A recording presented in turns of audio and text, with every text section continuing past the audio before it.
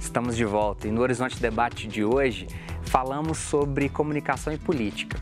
O intervalo do Horizonte Debate é sempre uma alegria para que esse apresentador aprenda com os convidados.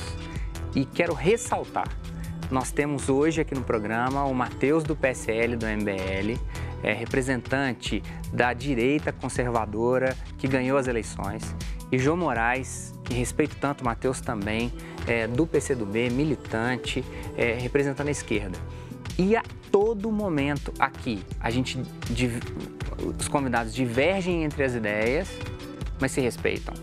Talvez é esse o ponto mais importante. Você acha que perdeu, Gabriel, respeito durante a campanha? Lá no grupo da família?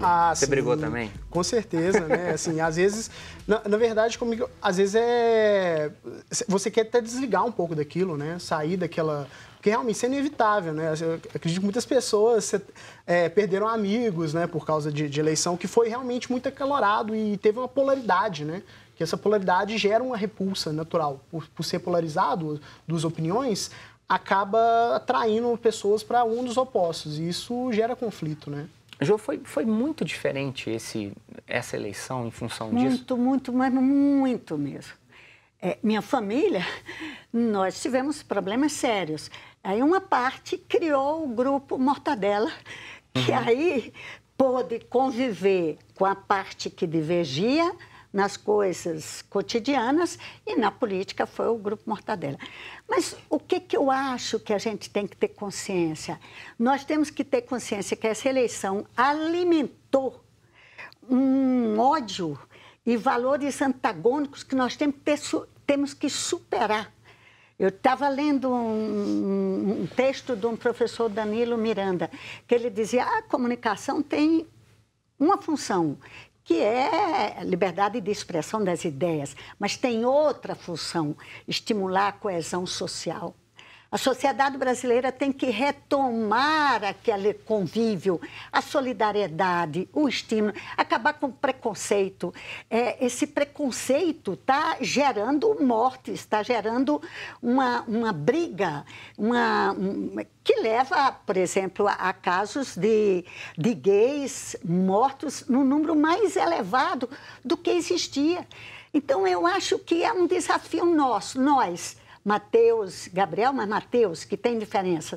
Nós temos que estimular os valores humanos, o valor da solidariedade. O valor cristão é o valor da solidariedade, da ajuda, da generosidade, do respeito, e não apenas da verdade que é minha ou da verdade que é sua. Gabriel dizia, olha, mas o que é a verdade? De quem é a verdade? Eu não quero discutir a verdade minha, a verdade sua. Eu quero que as nossas verdades se respeitem e se convivam. E, sobretudo, que eu não discrimine aquele que não compartilha Agora comigo. Quando Kim Kataguiri destroça... eu, por exemplo, tive um debate com o presidente Bolsonaro em 2016, e aí o título era... Jair Bolsonaro humilha psicólogo, assim.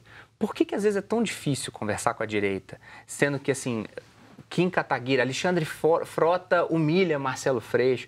Por que isso está tão enraizado? Eu acho que há uma desconexão entre o diálogo e há uma desconexão. De um lado é o diálogo, de outro é o conteúdo midiático. O conteúdo midiático, quando ele vem com esse viés mais sensacionalista, ele é feito para propagação. No caso, esse destroça ou esse humilha, vem com viés de sobressair em debate, né? de se sair melhor, de mais ganhar. Técnica argumentativa, isso. Agora, eu não acho que isso é falta de diálogo. Eu acho que a direita sempre esteve muito aberta a conversar com setores. Eu acho que há, sim, igual a Jo fala, duas direitas. Há a direita democrática e há pessoas, sim, que estão com outros valores, né? Mas eu acredito que essa direita, que é a autoritária, ela é a menos expressiva. Porque eu acho que a maioria das pessoas estão realmente interessadas no ambiente democrático, um ambiente com difusão de ideias, com menos Estado e menos repressão e censura, mas com mais liberdade de poder falar e de ser ouvido. Então, eu não acho que é difícil conversar com a direita, eu acho que é difícil conversar com algumas pessoas. Mas no caso desses títulos que você coloca, eu não acho que isso seja com a tentativa de humilhar ou de fazer algo vexatório, mas o conteúdo midiático comum, assim. No meu caso, pessoalmente, quando fala assim, humilha, as pessoas chegam até você, né? Assim, nossa, o Bolsonaro te humilhou. O processo não é esse, a construção não é essa, né? Foi um debate até interessante com ele. Eu me sinto, assim, hoje, eu fiquei muito assustada, porque até eu fui vítima de fake news. Essa semana eu vi, Forças Armadas convocam reservistas para se preparar para a guerra na Venezuela. Convivo, eu tenho uma relação muito grande e fiquei assustada, mas tendi a acreditar. E é pura mentira, que não existe. O exército brasileiro, sobretudo, não quer guerra nem que a vaca tussa. Ele quer paz, quer nas fronteiras.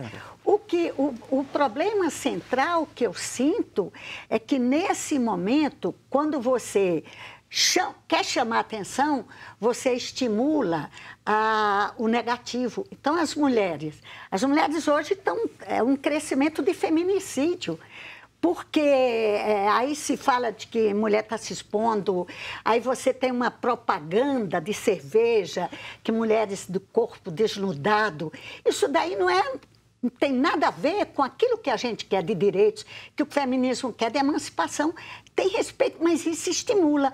Aí dá capa de mídia, dá tudo, chamando a atenção e estimulando valores que levam à destruição do outro e não à valorização. Sendo democrata, com esse discurso de que a gente tem que construir uma sociedade coesa, onde a gente se respeita, há divergência de discursos, eu queria te fazer uma pergunta, e essa é muito sincera, assim.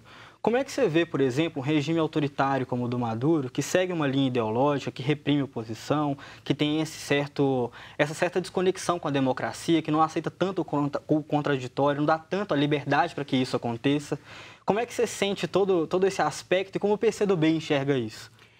Primeiro, o PCdoB considera, tem um pressuposto que cada país é o seu povo que deve definir os destinos.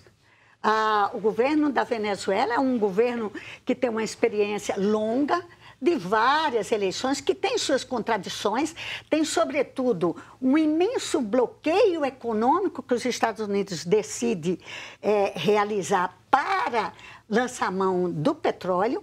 Então, ali tem dificuldades, mas que o povo venezuelano resolva, que não vê os Estados Unidos e vai intervir. Mas como falar da legitimidade de escolha do povo venezuelano quando o período eleitoral, aí nesse caso de forma extremamente complicada, é extremamente questionável? Porque o índice de fraude, o risco de fraude e a suspeita de fraude, ela é enorme. Aí até a gente vem com a comunicação. Num governo onde tem, por exemplo, praticamente só televisões estatais, um regime estatal, um regime autoritário, e onde as eleições são questionáveis. Mas como um democrata consegue defender isso? Mas e quando o Ernesto Araújo fala que o ditador da Coreia do Norte não é tão comparável quanto o Maduro, por exemplo? Não, nesses dois sentidos, eu acho que os dois são da pior raça, assim. Eu acho que a comparação foi infeliz, mas eu acho que, como um democrata, que eu acredito que a Jo seja, eu acho que não tem como defender o regime Maduro nem de forma legítima em relação à soberania de escolha. Porque onde há televisão estatal, um poder vigente para controlar o uso da informação, e uma pessoa que cerceia a liberdade do contraditório, é complicado defender soberania de escolha local. Agora, Jo, só para me puxar, porque a gente está caminhando para o finalzinho do programa. Thalita de São Paulo, obrigado de você ter enviado a sua pergunta. Eu vou tentar somar aqui. Quando a gente pensa liberdade de imprensa, liberdade de informação, Matheus, o caminho é próximo do que a Jo está dizendo, que as pessoas sejam mais críticas. Gabriel, o caminho é esse. A gente tem que sair censurando o WhatsApp, censurando televisão. Agora, como que é possível, Gabriel, promover mais crítica? Que as pessoas peguem isso como essa pessoa que eu amo muito, que viu e que, infelizmente, continuava acreditando naquela mentira. Sim, se tem uma coisa positiva que eu posso ver dessa parte negativa sobre fake news, assim, né, que teve... Eu acho que, no mínimo, gerou uma discussão sobre fake news, sabe? Eu acho que é uma coisa positiva que a gente pode tirar da eleição de 2018, nessa questão que, por mais que é difícil, assim, porque, como a Jo falou, ela caiu numa fake news. Ninguém está blindado a cair em fake news, né? Então, mas no mínimo, eu acho que gerar a consciência de que a fake news existe e ter faz parte, acho que, de educação mesmo, assim, uma coisa de... Eu vejo que no futuro, assim, por mais que vão ter técnicas de tentar te enganar, como tem há muito tempo, isso vai melhorar, assim, também essa consciência. Matheus, Gabriel, Jô, alegria demais tê-los aqui, principalmente pelo alto nível da conversa que a gente conseguiu manter. A campanha da Fraternidade é exatamente sobre política pública e fraternidade. Eu te peço reflexão ao longo da Quaresma. Falaremos disso, dessa campanha da Fraternidade, aqui no Horizonte Debate. O programa de hoje fica por aqui. Na semana que vem a gente vai falar sobre isso. E eu te espero na próxima semana para exatamente estender esse debate sobre política pública. Participe, mas participe com consciência, participe com crítica, pesquise antes de repassar. Um abraço e até a próxima semana. Tchau!